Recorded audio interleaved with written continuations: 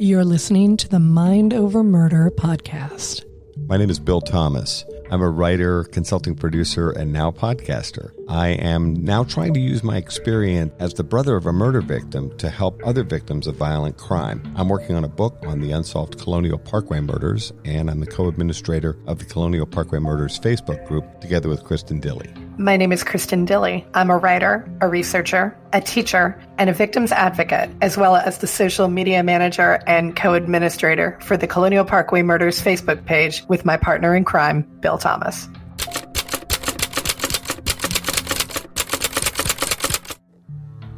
Welcome to Mind Over Murder. I'm Kristen Dilley. And I'm Bill Thomas. And welcome to the first of our bonus episodes in which we answer listener questions on our social media pages or from our social media pages about various topics that are of interest to our listeners. Today's topic is, drumroll please, forensics and DNA. So the way that we'll do this is I will pose questions to my partner in crime, Bill Thomas, the man with, if not all the answers, then certainly most of the answers. But are maybe even just some of the answers. But are they answers that can be shared at this time? Right, precisely. And I'll pose listener questions to Bill, and Bill will be answering, and I'll provide some color commentary along the way based on what I know. Many of the questions spring from people watching the new Lover's Lane murders series on the Colonial Parkway murders. Understand, there are things that we know that we cannot share at this time because we want to be respectful of the fact these are still active cases. They are still being investigated by the Virginia State Police and the FBI. So there may be things that we know and can share and other things that we know and cannot share. And then there are lots of things that we don't know because we are not privy to all of the documentation in the case files. Exactly. So we'll go ahead and start with the question that we seem to get the most, which is with regard to DNA. So let's go ahead and get an answer. This is from Christina. If you can answer, from which 3 crime scenes did they collect DNA? According to what the FBI and the Virginia State Police have told the Colonial Parkway murders families, we have DNA evidence in the Thomas Dowski crime scene, in the Edwards Knobling crime scene at Ragged Island, and again in the Call Haley disappearance on the Colonial Parkway. Now, sadly, it appears that we do not have any DNA evidence in the final crime scene, Phelps Lauer. That's the one at I-64. The bodies were very badly deteriorated, and to our knowledge, we do not have any advanced forensics available in case number 4. Okay. And we've got a follow-up here from Elizabeth, who says, can you talk about what kind of DNA was found? Is it blood? Is it skin? And what can you tell us about that evidence compared to who was in the car and other known subjects? Also, was any DNA or other evidence collected from somewhere other than the cars or sites where the bodies were located? That was really 3 questions there. Sorry about that, Bill. Well, they're great questions. We know some of the answers, but we're not going to be able to get into detail. Yeah. The investigators have shared with various family members at different times what evidence is available, but we don't feel like that would be prudent to get into at this point. So yes, there's evidence. Yes, it's a variety of different types of evidence, but we don't think that would be a smart move for the families to get into right now. Can we get into, was the evidence collected from just the cars, or was there evidence collected elsewhere? I'm thinking. Yeah. We have evidence collected from cars, from objects inside the cars, and from the bodies themselves, when available.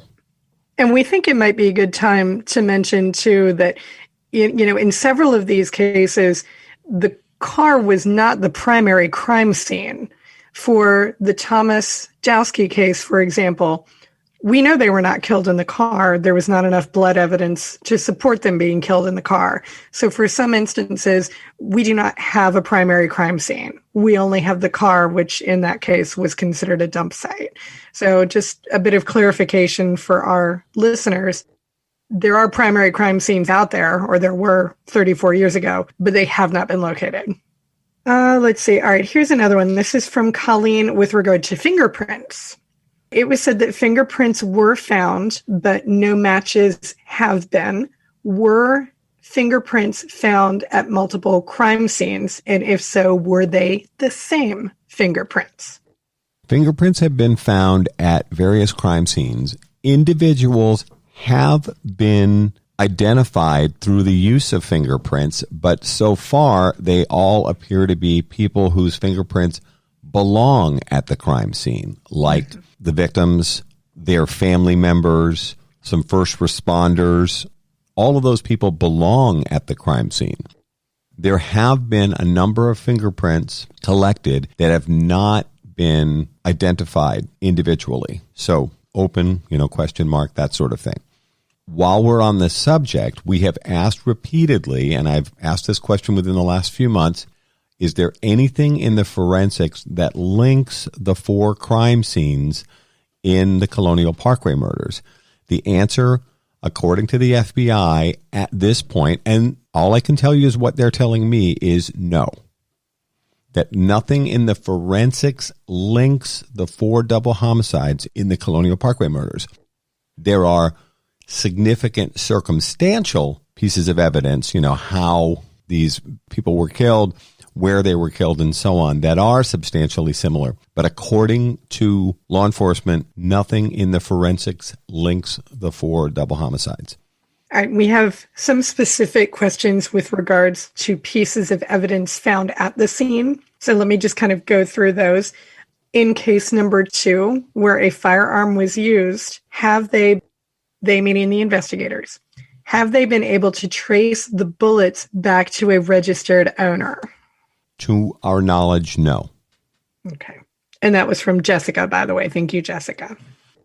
Going back to Colleen, who asked our previous question about fingerprints, is there any information regarding the beer cans found in the back of the car at crime scene 3, which, as you all will recall, is Keith Call and Cassandra Haley? I know that's come up a lot, and also in some of the crime scene photos that were used in the television series, you can see the beer cans in the back seat floor of the Toyota.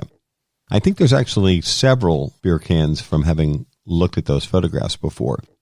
I know they've been tested. The FBI has not informed us what the results of the tests might be. All right. And so then with regard to crime scene number 4, this specifically, also from Colleen, is with regards to the blanket at the Phelps-Lauer location. Did the blanket at the Phelps-Lauer scene belong to one of them? If not, did they release info about it, what it looked like, or where it came from? According to the Phelps family, who've spoken to the Virginia State Police investigators, the blanket belongs to Daniel. It's a brown sort of plaid electric blanket. Now, keep in mind, Daniel was moving down to Virginia Beach to share an apartment and help with the expenses for his brother Clint and his brother Clint's girlfriend, Anna. So he's bringing in the back seat of the Chevy a bunch of clothes and other items, that he would need to live down there. And the electric blanket was one of those items. So then the blanket is obviously taken from the car by the killer or killers and then used to cover up the bodies in the woods at the hunt club. So the blanket belongs to Daniel and is something that was owned by the victims. All right, this is one I know you can speak to, Bill, because it's something that I've actually asked you before.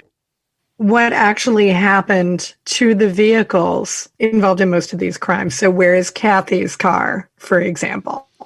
Well, this one saddens me. It's been 30 to 34 years since the Colonial Parkway murders took place. The cars are gone. The cars were, let me see if I can review this. In Kathy's case, the car, which was considered the most evidence-rich of the 4 vehicles, was ultimately scrapped. It was obviously badly damaged in terms of inside of the car. Now, I know the FBI has retained evidence from inside the car, which might include door panels or floor mats or pieces of fabric from the cloth interior of the car. But the car itself, the Honda, was sold for scrap. In case number 2, which is Edward Znobling at Ragged Island, his pickup truck was returned to his family almost immediately. From my perspective, even by the standards of 1987, I think that was a massive mistake. The Virginia State Police was working with the Isle of Wight Sheriff's Department on that case, and they actually gave the truck back to the family. And then ultimately the truck went back for additional testing to the Virginia State Police, if I'm not mistaken. Ultimately, I think that Ford pickup truck was sold. In case number 3, that's the Toyota Celica belonging to Keith Call. The car also was returned to the family. Now, keep in mind, they don't think a murder took place inside that car. It saddens me, but my recollection from talking to the Call family is that they were so bothered by having the car around that they ultimately sold the car. And I get it. Why would you want to have the car your brother was driving at the time of his disappearance sitting in your driveway? So I think the Call family sold the car. And then finally, Phelps Lauer, that 1972 Chevy, the car made its way back to the family and it was around for a while. And I think the same thing happened, which is that the Phelps family just didn't want to see the car anymore because it was such a sad reminder. If I'm not mistaken, the car was ultimately sold. Now, obviously, in some examples, you can track car sales if a car hasn't been scrapped like Kathy's car was. Kathy's car went to a junkyard. But in some of these examples, through VIN numbers, you might be able to track down a vehicle years later. But keep in mind, if you're looking for evidence from a vehicle like that, it would be really, really difficult for any law enforcement agency to extract valuable forensic information from a vehicle that might have been sold multiple times. Now, Bill, let's do a little bit of inside baseball here for a second. We know that because you and I saw it when we were filming Lover's Lane murders, they did do reconstructions of the crime scenes, and they did go about buying cars that were as similar as they could get to, for example, Kathy's car and Keith's car. Can you talk a little bit about how they went about tracking down those vehicles? What they were trying to do on the show was find vehicles that were as close as possible. Now, in a perfect world, you want a car that's identical to the car that was in the original crime scene. They're not exactly the same, but what they did is they went out and either bought or rented used cars. And in a couple of examples, if you watch carefully, there's a flatbed truck there, and they're lowering the car down. Now, for instance, one difference in Kathy and Becky's crime scene. Kathy's car is a 2-door Honda Civic with a 5-speed manual transmission. The vehicle that they ended up using is a 4-door. Because that's what they could find. They wanted a small car, ideally white, Japanese car. So they couldn't find a Honda Civic. So they ended up using, I don't know what it was, a Mazda or a Kia or something. Keep in mind, they're not going to be exact. In episode number 4 of Lover's Lane murders, they ended up with a really pretty flashy looking version of the Chevy Nova. That was like a drag car almost, with the orange paint and the wide slicks at the back and that sort of thing.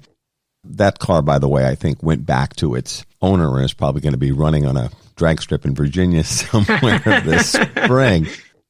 The idea was to try to get a car that was close to allow the investigators to do their investigation and recreation. And then they used the crime scene photos to help dress, as they say in the television business, the interiors with as many of the items that they could to show you what it would have looked like at the time of the murders or disappearances.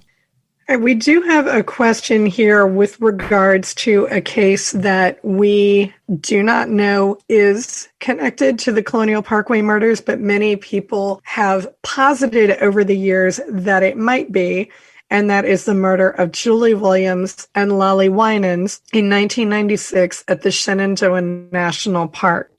Bill, do you want to talk a little bit about that case before I ask this question? Well, the basics on the Julie Williams, Lolly Winans murder are it's 10 years later from 1986 because it seems most like the murder of Kathy Thomas and Rebecca Dowski in 1986. Julie Williams and Lolly Winans were also a lesbian couple. They were murdered in a national park at the Shenandoah National Park up on the Blue Ridge Parkway, beautiful part of Virginia, over Memorial Day 1996. And the way they were murdered was publicly announced by the FBI in 1996 as being, quote, substantially similar, unquote, to the murder specifically of Kathy and Becky. So I think those are the basics, a lesbian couple, 3-day holiday weekend, national park, outdoorsy, athletic couple.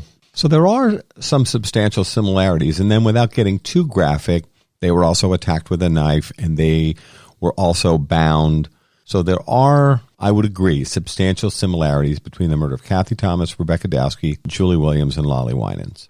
So then the question with relation to that from Laura Ann, is it true that DNA from the Williams-Winans murders at Shenandoah National Park is linked to the Colonial Parkway? Boy, that question really jumped out at me when I saw it on our social media feed. I have no knowledge, and I do not believe, I've discussed this case numerous times with the FBI, who are also investigating that case because it's also in a national park.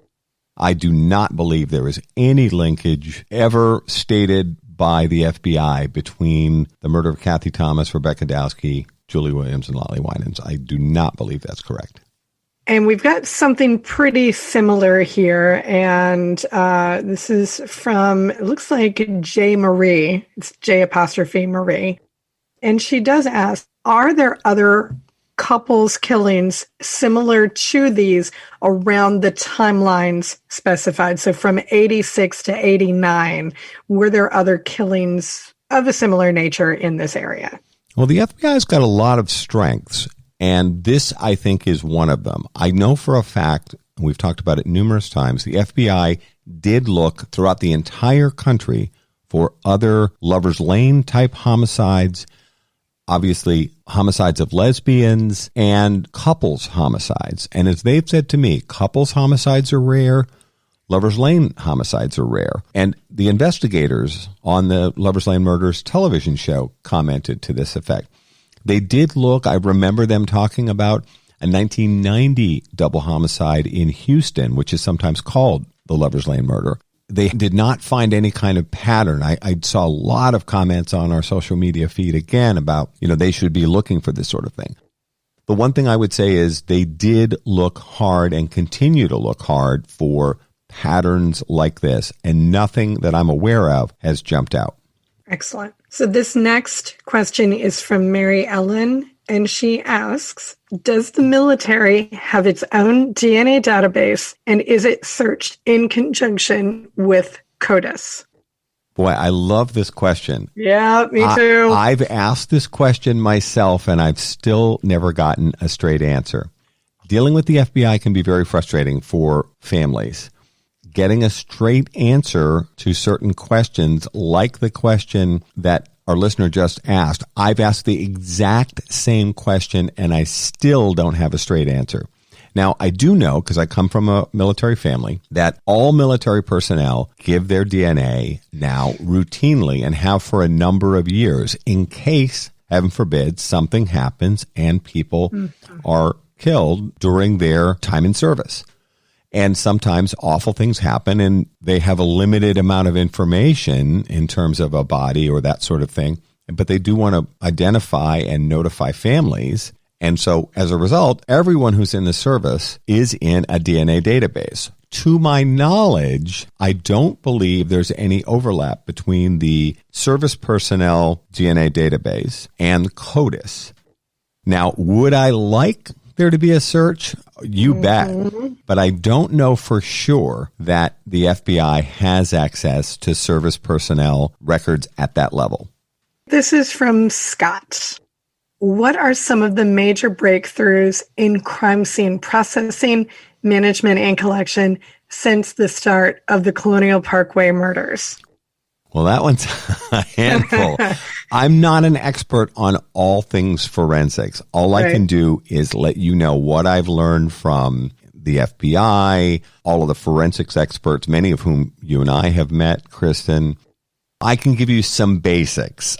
DNA and advanced forensics hadn't even come out of the lab in 1986 to 1989. Mm-hmm. So a lot of the things that we all just accept as the advanced tools that are available to law enforcement and we see on television and shows like any of the police procedurals and so on, most of those advancements weren't even online back when the Colonial Parkway murders took place. In 2010, when the FBI took the highly unusual step of flying in members of the Colonial Parkway murders' families to brief us on what the status of the Colonial Parkway murders was at that time, A.J. Turner, who was the special agent in charge, did a in-depth PowerPoint presentation, if I'm not mistaken, about all the forensic advances that had taken place, the tools that were available to the FBI. And one of the things that was really striking, and I know AJ was doing this intentionally,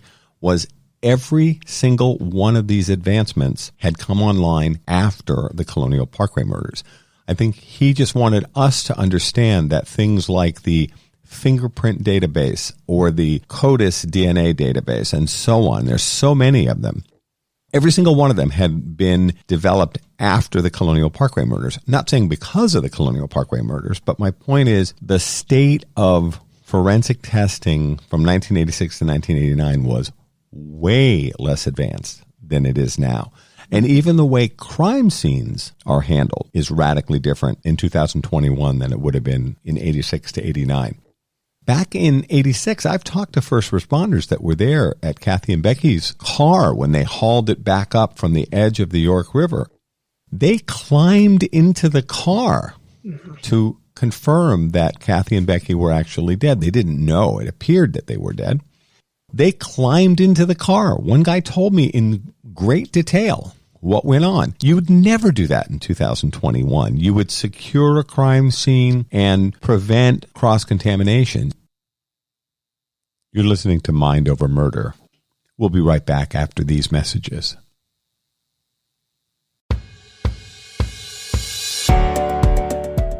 One of the most frequent questions we're asked here at Mind Over Murder is, how can I help? Thanks to Othram, a leading forensic DNA testing lab for law enforcement, you can get involved and help solve real cases. If you have tested at a consumer genetics company, you can contribute your data to DNAsolves.com. The process is easy and confidential. Just 2 simple steps. Your DNA might be the missing piece that helps solve the identity of an unknown person. Then Mind Over Murder will highlight cases Othram is working on to seek your crowdfunding support for DNA testing to help solve these cold cases.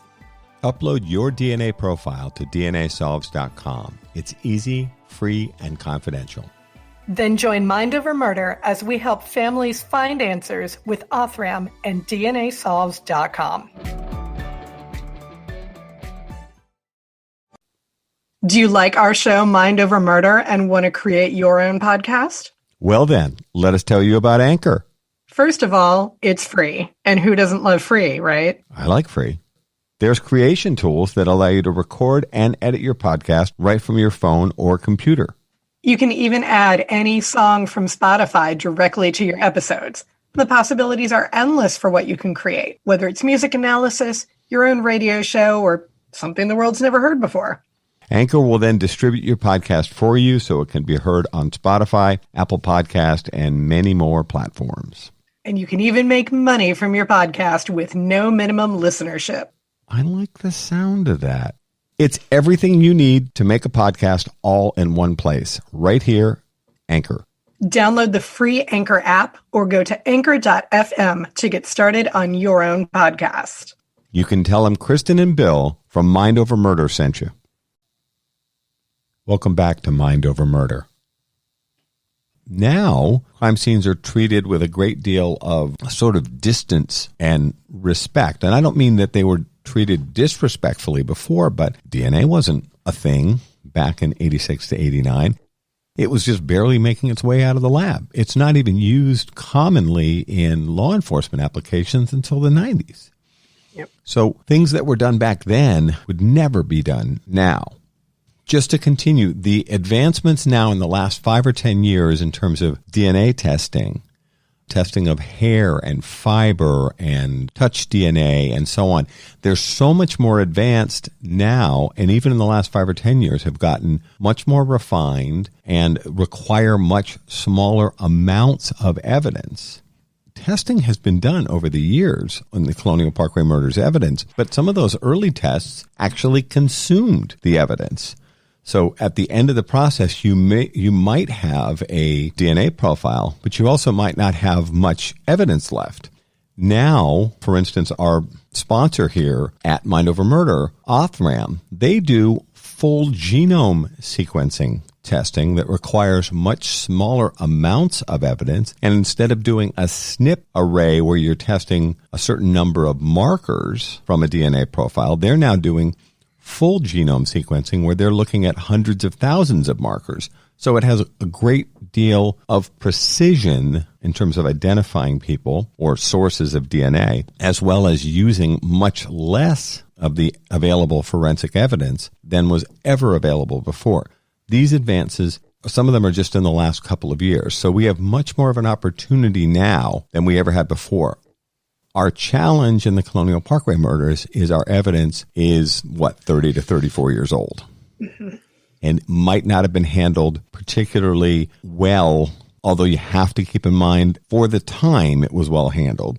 Now you're dealing with potentially with DNA that's deteriorated just through the passage of time, cross-contamination because of things like, and again, not criticizing, people jumping in and out of cars. I remember reading and hearing that dogs actually got into Keith's Toyota Celica to pick up the scent of Keith and Sandy and then searched, the riverbank and so on.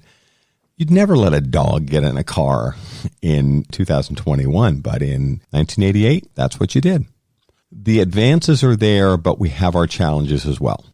Hey, Bill, I don't know if you're going to want to speak to this one, but we'll give it a shot. This is from Debbie with regard to Kathy and Becky's scene specifically.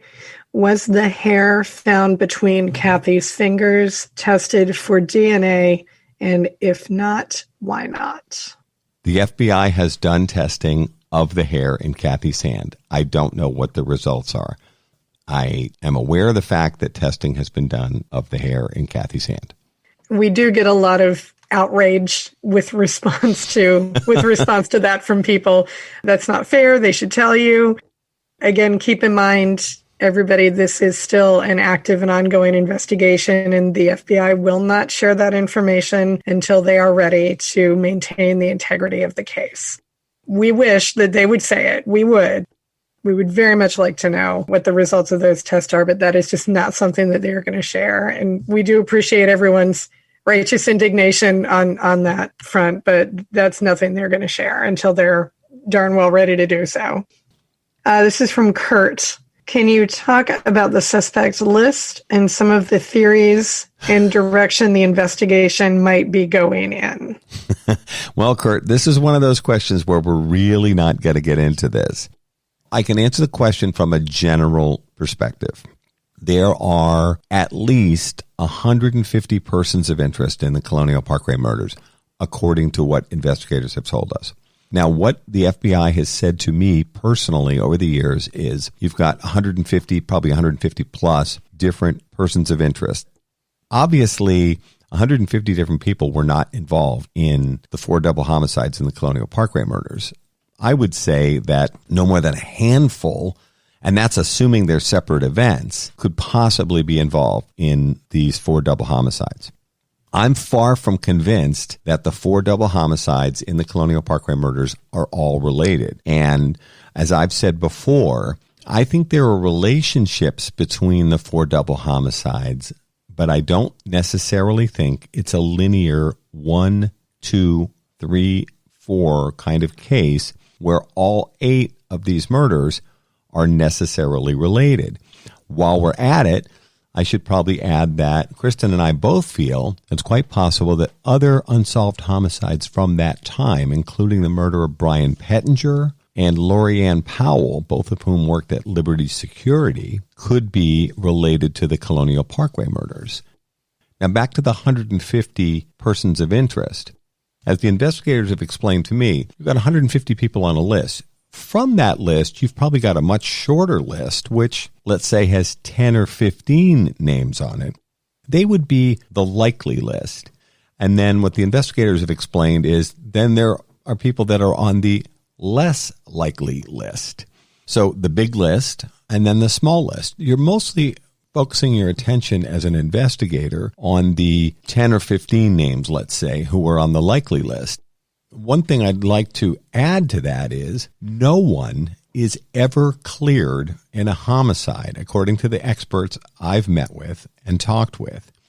No one is cleared in a homicide until the homicide is cleared, because at the last possible second, they might figure out, you know something, so-and-so is involved. So no one can say that a particular individual was cleared in a homicide that's never been cleared itself. As I've said, I'm less than convinced that all four of the double homicides in the Colonial Parkway murders are related. So how can you say, let's say they figure out the disappearance of Keith and Sandy, Keith Call and Cassandra Haley, and that there's someone involved. That perpetrator, the offender, might not necessarily be the right person for the other double homicides in the Colonial Parkway murders. These could actually be independent events. One thing we're not going to be able to do is name individual suspects or offer theories on individual suspects. It's not, first of all, it's not fair. Yeah. It's not smart. Some of these people are alive. A handful of them are gone. But I'm not comfortable saying I think Jane Doe or Joe Smith is involved in the murder of my sister or anybody else in the Colonial Parkway murders. It's not appropriate. I'm not an investigator. I don't have any firsthand knowledge. And keep in mind, no one's ever even been arrested in this case. Mm-hmm. So we have a lot of steps to go in the Colonial Parkway murders. We need arrests, indictments, trials, convictions, appeals. Sometimes when you're watching shows on television and they start naming suspects, keep in mind, in most examples, these people are either tried and convicted and are sitting in a jail cell somewhere, or they're dead and you can speak their names. For us to start, kicking around different perpetrators, potential offenders' names is probably not appropriate. So I don't mean to disappoint, but at the same time, I have to be respectful of the fact that there's a legal process here and that we hope that suspects will be properly identified in the Colonial Parkway murders in the future. We also would neither of us like to get sued for libel, slander, or anything related to that. So we are planning on being very careful. And as we said in a previous episode, we know that everybody has, a favorite suspect or a person who they think was probably involved. But again, please do keep in mind, as Bill said, these are real people with lives that they have to get along with. And we are not out to slander, libel, or do anything else to them. That's why if you're waiting to hear a long list of suspects, you're going to be disappointed on that, we're afraid. Right. And at the same time, we would be wrong so often. Seriously, yeah. We might be right in a couple of examples, but the truth is I want to wait until FBI, Virginia State Police, or other law enforcement identify and arrest suspects before we even, offer an opinion there. There's been so much interest and tens of thousands of hours of good detective work has gone into this case. I think we're closer now than we've ever been before. And I think with the advances in forensics, like we were talking about, there are opportunities being presented by those advancements and a renewed commitment into inquiry into this case from law enforcement. I think we can push this thing over the finish line. You're not going to catch us on Mind Over Murder saying, well, we think Joe Smith or Jane Doe is responsible for the Colonial Parkway murders. It's just not going to happen. Yeah. And so this question is one that we have already addressed it, but I feel like it's important to make sure that we address it again. Why can we not get CeCe Moore or Parabon or Paul Holes or any other major DNA expert on board here? We get requests for that a lot. Can't you guys put CeCe Moore on it? Can't you get Paul Holes to do something? Can't you get Barbara Ray Venter on it? Can you address why we can't do that? Well, first of all, we're proud to know all those folks. Yes. And actually, those are three of the top DNA experts in the country. You could add Colleen Fitzpatrick to that list and other people that have been really on the vanguard. We've met with all of those people. We know those people. I traveled up to Northern California to meet with Barbara Ray Venner. I had an opportunity to speak with CeCe Moore several times and then had a chance to meet her at CrimeCon. I've met Paul Holes as well, had dinner with Paul Holes, had lunch with Barbara Ray Venner. Colleen Fitzpatrick has been a guest in our home here in Connecticut.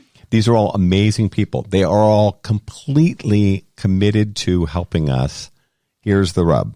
We don't control the evidence. The families don't control the evidence. The FBI handles 2 of the double homicides in the Colonial Parkway murders.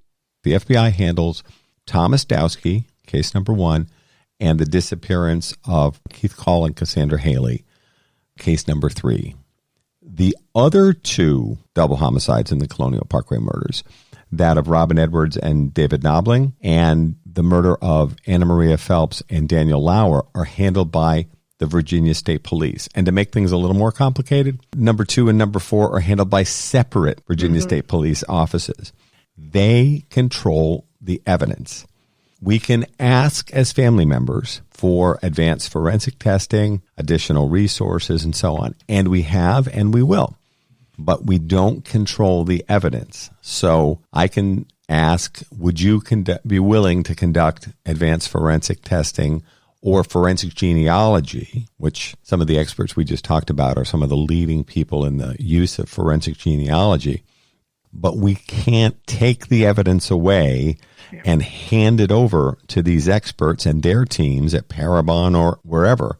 The law enforcement agencies who are in charge of the cases and the evidence, they have to agree to allow this testing to move forward. By the way, the FBI now has an in-house team led by Steve Kramer, whom I've also spoken to. They do forensic genealogy. I think Barbara Ray Venner actually consults with them. So they've got some of the best people in the country, if not the world, working inside the FBI on forensic genealogy. The capability exists. As much as we would love to turn the evidence over to CeCe Moore or one of her counterparts and say, hey, would you take a look at this and use the tools that you have available to you in forensic genealogy? We are asking, but ultimately it's not our call. It's the call of the law enforcement agencies who lead the different aspects of the investigation. This is a source of great frustration sometimes when listeners and our friends and fans ask us these questions, and sometimes, they're typing in all caps. Believe me, I have lost my temper on more than a few times. It's not my proudest moment. I try to do better each time. The other families feel the same way. I think, coming off this television series, I think the Colonial Parkway murders families are ready to spit nails, quite frankly. We're all so fed up. But at the same time, we're not in the driver's seat. And that was actually, I guess this proves we kind of read each other's mind, Bill, because that was exactly what I was going to say. We understand that people on social media are incredibly frustrated. And, we get comments, well, if they would just put clues out, people might be able to help solve this. We could take it over the finish line. Believe me, these families feel that. People like me who've been working with the families as advocates, we feel that too. This is so hard and so frustrating, and we understand your frustration as well. Yeah, ultimately, this is not our call. It is up to the investigative agencies in terms of who controls the evidence to request that testing, and we really, really hope that they do. So some of the comments on social media, Bill, have showed a little bit of discontent with regard to, well, I haven't learned anything new about this case. I feel like they didn't give us enough information in the series. Do you want to speak to that? Sure. I was a consulting producer on the show, which we talked about in a previous episode, so I have some degree of understanding of what goes into making the television show. And keep in mind that the Lover's Lane Murders is 4 episodes. With commercials, they're actually 48 minutes long. So you've got really actually closer to 3 hours to cover 4 complicated double homicides. There's a lot of stuff a lot of information that I provided to the producers of the show that didn't necessarily make it into the final version of the show. For people that had been following the case for years, I do agree that I'm not sure that the series brought a lot of new information to those individuals. For someone who doesn't know anything about the show, and that's millions upon millions of people around the world, they never heard of the Colonial Parkway murders. You still have to cover the basics. And then the art form, if you will, of a television show, it's a visual medium. So they made the decision to go out and get the cars and show how things might have taken place at those particular locations. Jim Clemente showing Maureen O'Connell and Lonnie Coombs how one individual might control 4 healthy young couples. Laura Pettler explaining details of the crime scenes and how they were alike and how they differed. I got the fact that there was a lot of frustration with people that know the case very well, folks that grew up in Virginia or have been following the case for 30 plus years. But understand, for lots of other folks, you can't bury them in detail. Also, just the way television works, it's episodes 1, 2, 3, 4. When you get into episodes 2 and 3 and 4, then there are these references back to what happened in the previous episode because you're trying to provide some continuity. And so there's a little bit of, when they talk about, well, this references back to a particular crime scene. Well, then they briefly show you some visuals, sometimes a little hard to watch, in my opinion. That sort of recapping is kind of part of what's necessary. Remember, somebody might not be watching all the shows at once. They might not be watching a 2-hour special. They might be watching them one at a time. And so those references back, they consume a little bit of real estate too. There are some very important things that I would have loved to have gotten into that the show didn't. And I think one criticism I'll offer is that I think we dropped the ball on the wallets in particular. We talked about this. There's a lot of conversation among the 4 investigators about the wallets in episode 1 and 2. And then in 3 and 4, there are not as many references to wallets. There's a little bit in Keith and Sandy's crime scene where they talk about Sandy's purse being visible on the passenger seat. They don't make it as clear that Keith's wallet was found. And I think perhaps most importantly, under the wallets subject, in Phelps Lauer, number 4, we completely left out something that I think is actually quite important, which is that Daniel had picked up $600 to $800 in cash from painting jobs, house painting jobs that he had done that summer. And remember, he's moving down to Virginia Beach to help out his brother and his brother's girlfriend make ends meet. They were really struggling at this apartment they'd rented down in Virginia Beach. $600 to $800 in my world is a lot of money, and it was a lot of money in 1989. That money went missing. His wallet went missing, and it was never found. So there's a potential robbery motive in Phelps Lauer that I don't think is there in the other scenes of the Colonial Parkway murders.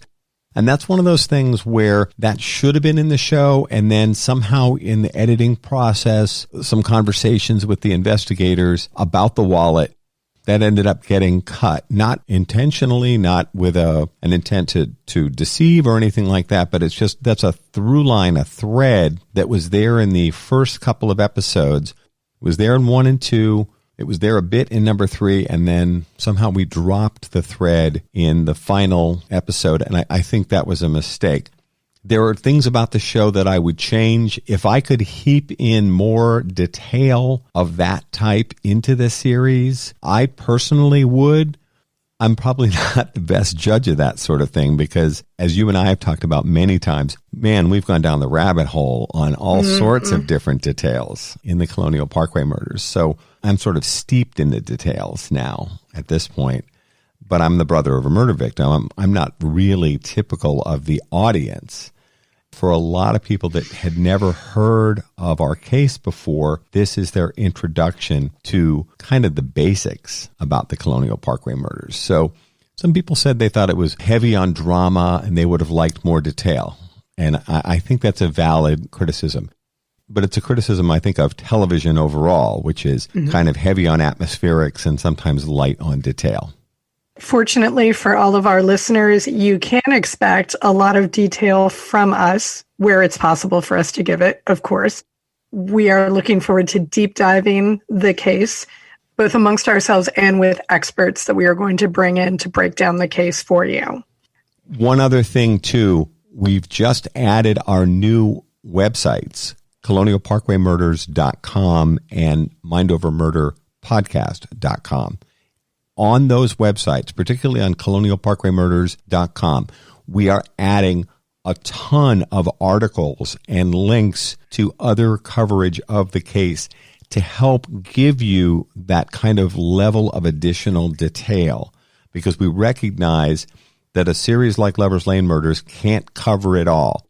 So we're trying to use these other resources as well as a Q&A session like this one to answer your questions.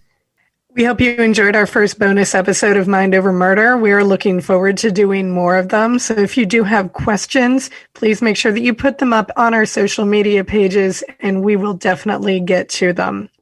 Thank you so much for listening to Mind Over Murder. We'll see you next time.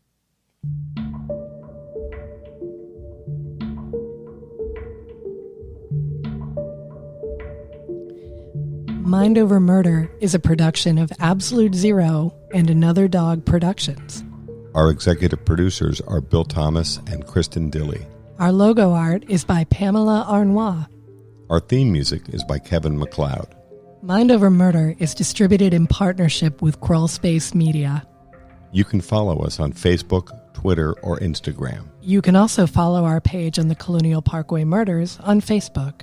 And finally, you can follow Bill Thomas on Twitter at BillThomas56. Thank you for listening to Mind Over Murder.